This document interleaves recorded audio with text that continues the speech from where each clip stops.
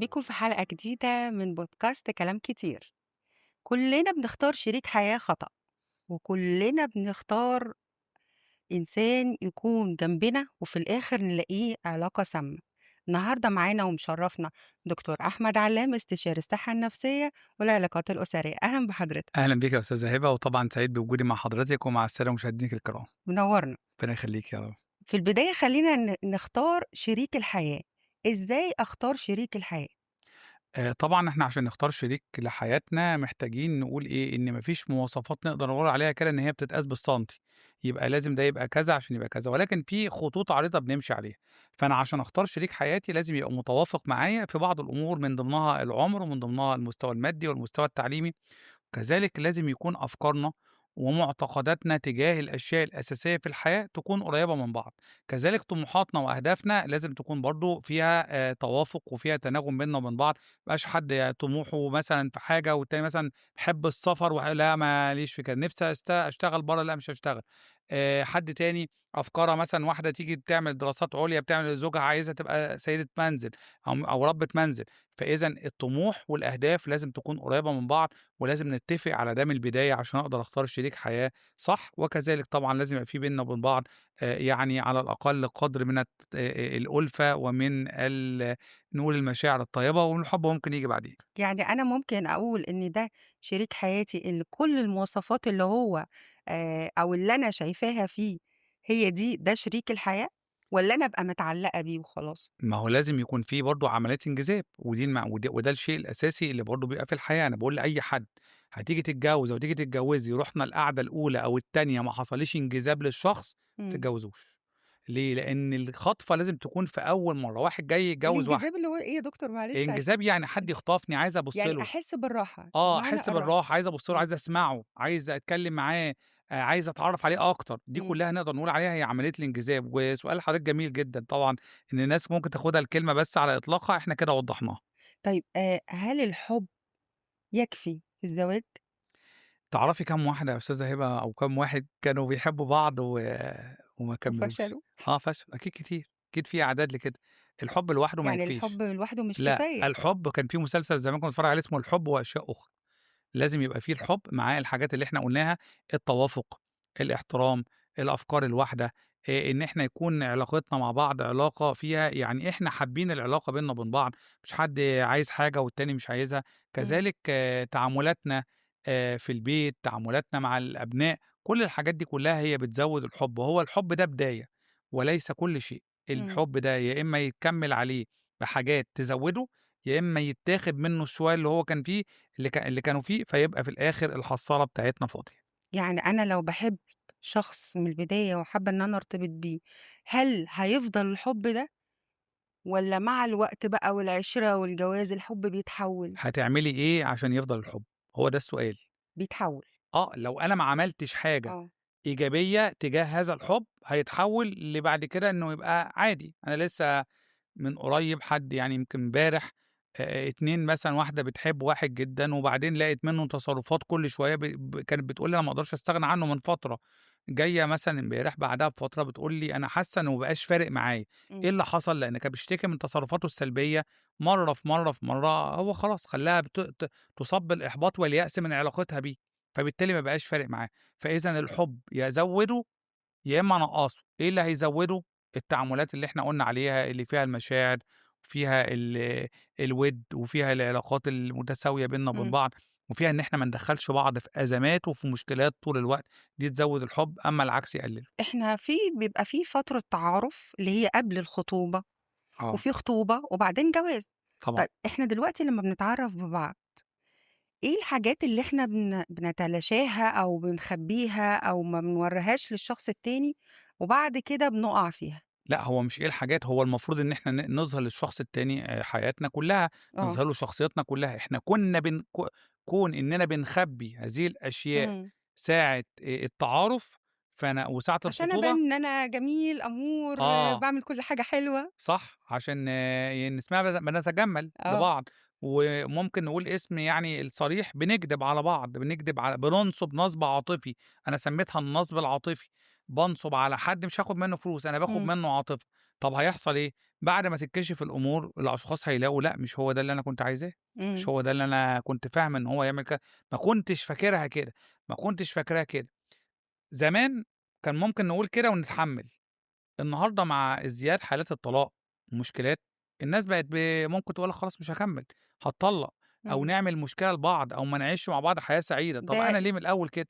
ده بقى بناءً عن إن هو دار عليها حاجات أيوه، وهي برضه دارت عليه حاجات، آه، وفضلوا بالشكل الجميل آه، لغاية وصلوا للجواز وبعدين ندموا. صح. وأنا النهارده أظهر اللي فيّا من عيوب، الطرف الآخر عايزها، عايزها، مش عايزها خلاص، علشان ما يجيش يقول أنا كنت فاكر ده حد تاني. أنا ساعات ممكن نروح نشتري حاجة من مكان، يقول لِك إيه، دي براند بس دي فرز تاني. أقول له: "يعني إيه فيها فرز تاني؟" يقول لي: "يعني فيها بعض العيوب." إمم. فدي تمنها مثلًا أقل شوية، فأنا أرضى بالأمر ده لإن أنا قال محتاجها. الصدق. قال الصدق، فأنا راضي بالحكاية دي، فلمّا آخُدها ما أقدرش أروح أرجّعها له تاني لإن هو صارحني.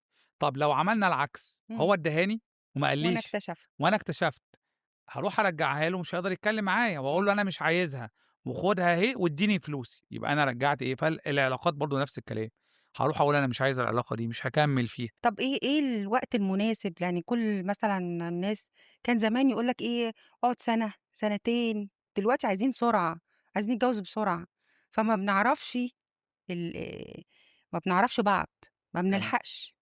تمام، هنتجوّز بسرعة، وارد جدًا نتطلّق بسرعة.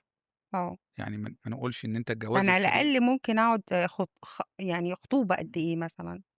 يعني إحنا بنتكلّم أو فترة أنا خطوبة هاعرف الشخص ده. ما تقلّش عن سَنة فيها تواصل مستمر، آه. فيها هات وخُد، فيها علاقة مستديمة، مش فيها سَنة مواقف. أنا كنت فيها مواقف، مش أنا كنت مسافر، أصل أنا باشوفها كل شهر، في الآخر أقول لك بقى لنا سنتين مخطوبين. طَب أنت شُفتها كام في السنتين دول؟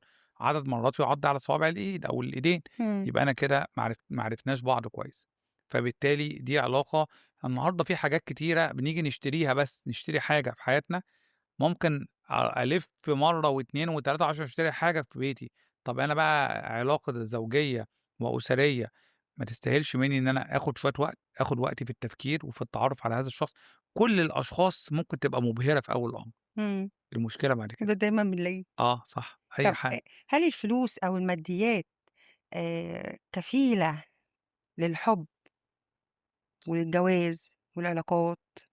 والله ده بقى يعني يتوقّف على حجم رجال الأعمال والأغنياء والفنانين والناس اللي معاها فلوس كتيرة ورغم كده حياتهم يفشلوا. الزوجية خلصت، إمم. يبقى الفلوس ما حمتش الحياة الزوجية. يتوقف على حجم الناس اللي بتروح ترفع قضية خُلع، يبقى ليها حقوق كتيرة عند زوجها تقول أنا مش عايزة أي حاجة بس المهم ما أعيشش معاه، صح؟ مش ده اللي إمم. بيحصل؟ أيوه. يبقى الفلوس ما عملتش حاجة. اللي هيعمل علاقة طيبة هادّي لواحد فلوس وهابهدله وأهينه وأقلل من كرامته وأقول له مش عايز الفلوس دي في حاجة، أنا عايز ما ابقاش آخد المرتب ده أو المبلغ ده، بس تعاملني باحترام وتعاملني بتعامل طيب وهو ده اللي أنا عاوزه. فبالتالي الفلوس لا تحمي أي علاقة من الفشل حتى لو ما انتهتش بالطلاق. ممكن العلاقة تبقى فاشلة ك2 زوجين هم فاشلين مع بعض، مش لازم يكونوا اتطلّقوا، عايشين حياة سيئة، عايشين حياة تعيسة بينهم وبين بعض. يعني كده الفروق الاجتماعية سبب لفشل العلاقات. أحد الأسباب، يعني أحد أحد الأسباب الأسباب. هي الفروق الاجتماعية، لو في فروق اجتماعية بينهم وبين بعض ده أحد الأسباب. إمم. طبعًا كلنا بنحب، والسؤال آه، ده للبنات. طيب ماشي. إزاي بقى تفرّق بين الحب الحقيقي والحب المصطنع؟ يعني إحنا هنسأل سؤال عشان البنات يعرفوه، طب مش عايزة تجاوبي عليه أنتِ، أيوه. حضرتك أنا عايزة أعرف. أنتِ اللي عايزة تعرفي والّا أنا البنات؟ عايزة لإن الولاد دلوقتي بيقعدوا مثلًا أنا باحبِّك، أنا باحبِّك، أنا باحبِّك. إزاي أعرف بقى إن ده حب حقيقي؟ لمّا نقعد مع بعض فترة والمواقف تبين لنا. اتعمل معايا إيه في المواقف اللي عدِّت عليّا، حتى ناس يقول لِك عدّي فصول 4. ليه؟ عشان يبقى عدّى عليّا السَنة كلّها، عملت إيه في خلال هذه السَنة أو في خلال هذه الفترة، عدّى عليّا أكيد مواقف متعددة.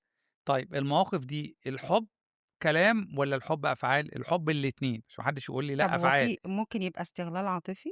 طبعًا، هيبان بقى معايا، ما هو الشخص ده ساعة الجد بالاقيه، بيقف إمم. جنبي، بيسندني، بيحِن عليّا، يقعد يكلمني لفترات عشان أنا عندي مشكلة أو عندي أزمة، في فرحي بيعمل إيه، في حزني بيعمل معايا إيه، هنا هاقدر أقول. إنما لو ما بانش الكلام ده كله، فأنا هنا أقدر أفرّق. إنما إحنا عشان نقعد مع بعض أسبوعين والّا حاجة أقول لِك ده حُب ما هو أولًا كمان الحُب ما بيجيش بسرعة أوي كده، محتاج برضه ياخد وقته شوية، زي أي حاجة بنسويها أكلة كده بنسويها على النار وتقعد لها فترة لحد ما تستوي، مش أول ما أحطها أقول خلاص استوت، أيوه. فالحب برضه ياخد وقته، طب ما فنسيب كل إحنا حاجة تاخد إحنا وقتها. ممكن نقول الحب أعمى؟ طبعًا لازم نقول الحب أعمى ده أساسي، ليه؟ لإن كلمة الحب أعمى إن أنا ما باشوفش الجوانب السلبية اللي في الطرف الآخر، والحب ده عاطفة، فأي عاطفة هي شيء غير عقلاني، بتحجب عني التفكير المنطقي. طول ما أنا عندي عاطفة عالية بتحجب عني. هاقول لحضرتك على حاجة غير الحب، الغضب ده عاطفة برضه، واحد بيغضب يتخانق يكسّر حاجات بعد كده يندم، إمم. صح؟ ليه؟ لإن هو ساعتها ما كانش عنده تفكير منطقي. واحد يغضب يروح مقدّم استقالته ماشي، الله! ده أنا بعد كده عندي أسرة إذًا ما كنتش بافكّر تفكير منطقي. فأي حاجة فيها عاطفة سواء حُب أو كُره، سواء انتقام، سواء غيرة، أي حاجة فيها العواطف دي ما بتبقاش التصرفات المنطقية معاها كويسة. فبالتالي هنا الحب طبعًا أعمى ومراية الحب عميا زي ما بيقولوا. طب ليه البنات دايمًا أو الناس عامةً بتتشد للشخص البارد، الشخص التقيل، اللي ما بيدّيش عاطفة، ما بيدلدقش عاطفة على طول؟ ده بُص دايمًا البنات بتتشد له أو الستات عامةً بتتشد له. من أول أغنية سعاد حسني يا واد يا تقيل يا اللي مجننني. أيوه. هو المفروض العكس، المفروض اللي بيدّي عاطفة أنا أحبه، ما هو ادّاني الحاجة اللي أنا عايزاها. المشكلة إن إحنا ترسّخ عندنا مفهوم شوية إن الشخص اللي مدلوق ده واللي كده، ده يبقى في الآخر كدّاب. كدّاب، آه. مش صح، مش هيعمل اللي أنا عايزاه، يطلع مش إنّما التاني ده تقيل فبيفكّر وبياخُد قراراته بمنطقية وبيعمل مش فأنا في الآخر هاخُد الشخص ده لإنه هيكون غالبًا هو الشخص اللي طريقته عقلانية، مع إن ده أنتِ حضرتك بتقولي ده تفكير البنات أو تفكير جزء من البنات، هو في الواقع شيء مش صح، هو ممكن يكون اللي بيدّيني حُب ده هو إمم. الأصح منّه. إمم. ولكن هي في الآخر فعلًا أنا معاكِ إن في كتير جدًا فكّروا بهذه الطريقة، بيختاروا فعلًا الشخص اللي هو اللي ما بيتقل بيتكلّمش. عليهم، ما بيتصلش كل بس شوية، ما بيسألش. بالنسبة للعلاقات الزوجية بقى، هل الشخص اللي ما بيتكلّمش أو الشخص البارد قبل الزواج، هل بيفضل برضه كده؟ بالتأكيد، مش أنا خدت واحد أصلًا هي دي سماته الشخصية، آه. طب ما أجيش بقى بعد الجواز أقول أنا عايزاه بقى ما يدلدق بيتكلّمش، العاطفة ما بيتكلّمش معايا، ما أيوه، بيقولّيش، ما بيخرجش، ما تسمعي الكلام بيعملش. ده والّا ما تسمعوش؟ آه، باسمعه طيب، كتير. يبقى أنتِ اخترتيه كده من الأول وفاكرة إن هيفضل هو كده. هيفضل كده طبعًا، وهيفضل آه. كده وهيسوق، لإن وهو بيورّيكِ أفضل ما فيه كان كده، أمّا بالِك بقى لمّا خلاص اتجوزنا هيعمل إيه؟ هيبقى أسوأ من كده، إمم. فبالتالي عايزة واحد يكون عنده عواطف جياشة، اختاريه من الأول عنده عواطف جياشة. في سؤال عن التعوّد، يعني في شخص أنا اتعوّدت إن أنا أشوفه على طول، آآ هل في فرق بين التعوّد والحُب؟ طب هو أنتِ حضرتك اتنهدتِ جامد أوي في السؤال ده بالذات، السؤال ده شُفتِ أنا بالاحظ خلّي بالِك. وفي برضه زيادة عليهم والأمان. يعني أنا ملاحظ الحكاية دي فيها يعني حاجة يعني suspense بالنسبة لِك، حضرتك أيوه، لإن تنهدتِ إحنا جامد كُلّنا أوي. دايمًا بنتعوّد على شخص، هل إحنا بنحبه فعلًا آه. والّا يا دوبك أنا اتعوّدت عليه إن أنا أشوفه دايمًا قدّامي، فاتجوّزه؟ لأ طبعًا، التعوّد أكيد طبعًا مختلف عن الحُب. التعوّد هو الحُب هي مشاعر تجاه شخص معيّن تكون مشاعر حقيقية جيّاشة تجاهه أو مشاعر كتيرة تجاهه. أمّا التعوّد فهو زي ما حضرتك قُلت، زي اللي بيتعوّد على فنجان شاي والّا فنجان قهوة والّا أكلة معيّنة، مش شرط أكون باحبها الحُب الكبير أوي كده. إمم. فبالتالي زي ما حضرتك قُلتِ أنا اتعوّدت على شخص لازم أعرف مشاعري تجاهه، هل هي فقدان للتعوّد إمم. والّا فقدان للحُب اللي هو بيعمله والّا فقدان لحاجة هو بيدّيهاني بس أنا مش بابادلها له، هو بس بيرضي غروري أو بيشبع لي حاجة، فبالتالي هنا لازم كل حد يفكّر ويقف وقفة مع نَفْسه أنا إيه في دول. نيجي بقى للعلاقات السامة، اللي هي دايمًا بتأذينا، آه، اللي هي دلوقتي بقت اللي هي دلوقتي شغّالة بقت دلوقتي منتشرة. ترند دلوقتي العلاقات هي السامة ده العلاقات الحقيقة. السامة دي، آه، إحنا دايمًا بنختار وبعدين نكتشف إن العلاقة دي علاقة سامة، طَب إمتى أقول أنا عايزة أهرب؟ أول ما العلاقة دي ألاقيها بتؤذيني، أول ما العلاقة دي تكون بتضايقني أكتر ما بتفرحني، بتؤذيني من أنهي ناحية؟ يعني بتؤذيني نفسيًا؟ نفسيًا، آه. حد طول الوقت مضايقني الموضوع، أول ما تكون بتضايقني مش بتفرّحني، أول ما أكون كتير أوي باقع في أزمات ومشكلات بسبب العلاقة دي، أول ما أكون حد بيقفل على نَفْسه ويقعد يقول أكمّل والّا ما أكمّلش، طالما قُلت أكمّل وما أكمّلش ما تكمّلش، أنا باتكلّم على الخطوبة مش آه. باتكلّم على الزواج، طالما قُلت باكمّل والّا ما أكمّلش يبقى أنت وصلت لمرحلة عدم التأكد، الطرف الآخر وصّلها لك، يبقى ما تكمّلش. فطول ما أنا بادخل في علاقات فيها أزمات، فيها مشكلات، ما بتريّحنيش، بتؤذيني، بتضايقني، كده أنا في علاقة نقدر نقول عليها علاقة غير صحية أو علاقة سامة. أعمل إيه مع العلاقة غير الصحية؟ إمم. طول ما أنا في فترة الخطوبة وقّف العلاقة وما تكمّلش فيها. طب لو في زواج؟ خلاص بقى الزواج بنشوف بقى الحالة عاملة إزاي، في أولاد، نقدر نعيش لوحدنا، طب لحد فين، بتؤذيني لحد إيه، الأذية نفسية والّا فيها إمم. أبعاد، يعني هنا بقى كل حالة يعني تُقدّر بالحالة نفسها. طيب إحنا دلوقتي بنتكلم عن الخطوبة والجواز، طب بالنسبة للعلاقات السامة بين الأهل، آه، يعني أنا لقيت حد علاقتي بيه بقت مش كويسة، إزاي أهرب منه، إزاي أتلاشاه، أعمل إيه؟ ما هو الأهل برضه خصوصًا درجات. لو يكونوا قريبين أوي، أوي، آه، ما هو لسه الدرجات باقول لحضرتك آه، قريبين. القريبين أوي يبقى مش لازم يعني أأدّي بس إيه، الحد الأدنى من صِلة الرحم. الحد الأدنى من صلة الرحم، مش إمم. الحد الأقصى، لإني مش قادر، طول ما أنا مش قادر وطول ما الشخص ده بيأذيني، فأنا هأدّي الحد الأدنى من صلة الرحم، ثم بعد كده أقلِّل كلام، مش لازم أحكي كل حاجة، لإن كل حاجة هاحكيها هيمسكها عليَّ بمشكلة. طبعًا ممكن ساعات أسمع حاجات كتير وأتغافل وأفوّت علشان العلاقة دي تمشي. لو أنا بقى هاقدر أبعد عن العلاقة دي أو أنا مش عارف بقى العلاقة دي إيه، لو بنتكلم على أب وأم، هل أنا عايش لوحدي، هل أنا متزوج، هل أنا عايش معاهم، على حسب برضه كل حالة، ولكن في الآخر أنا باحاول يعني أأدّي الحد الأدنى ثم أبتعد نوعًا ما. إزاي الشخص السام يخلّيك آه، أو يسبب لك مشكلة ويحطّك جواها؟ ما هو بيعمل حاجة اسمها الألاعيب النفسية أو الألعاب النفسية، هو مشكلة حاجة اسمها قلب الترابيزة أو أيوه. حاجة اسمها أسلوب الضحية. بيعمل إيه، بيخلّي هو السبب في المشكلة، هيقلب الترابيزة عليّا ويدخّلني أنا جوّه المشكلة وأنا اللي أحِل وهو يطلع منها زي الشعرة من العجين. يا إما الحاجة التانية أسلوب الضحية، إن هو يطلّعني من المشكلة إن هو الضحية وأنا الجاني، فبالتالي دي حاجات بيعملوها أشخاص عندهم حرفية في التعامل السلبي والسيء مع العلاقات بتاعتهم أو مع العلاقة بتاعتهم، مش لازم يكون عندهم علاقات متعددة، ممكن تكون هي دي بس اللي بيمارس عليها هذه الضغوط. نعمل إيه في البدايات المثالية؟ نستنى ما عندناش غير الانتظار، نستنى ونشوف، البداية كلّها أنا قُلت كل البدايات حلوة، دي كل حُب؟ البدايات مبهرة. إمم. كل البدايات حلوة وكل البدايات مبهرة وكل البدايات فيها كلام جميل. ليه الناس دايمًا بتبقى عارفة إن هي في علاقة مؤذية أو علاقة سامة، بس برضه بتكمّل؟ ما إحنا بنتكلّم على حاجة اسمها التعلُّق المرضي، بنتكلّم على حاجة اسمها إن هو بيشبع لي احتياج عندي، مش لازم تكون كل احتياجاتي، عشان كده أنا متمسّكة بيه عشان الاحتياج ده. هو أنا عندي 10 احتياجات إمم. مثلًا، تمام، أعلى احتياج فيهم هو احتياج معيّن هو بيشبعه لي وبقية الاحتياجات مش بيدّيهاني أو بيأذيني فيها، فبالتالي أنا مضطر إن أنا أكمّل معاه عشان كده.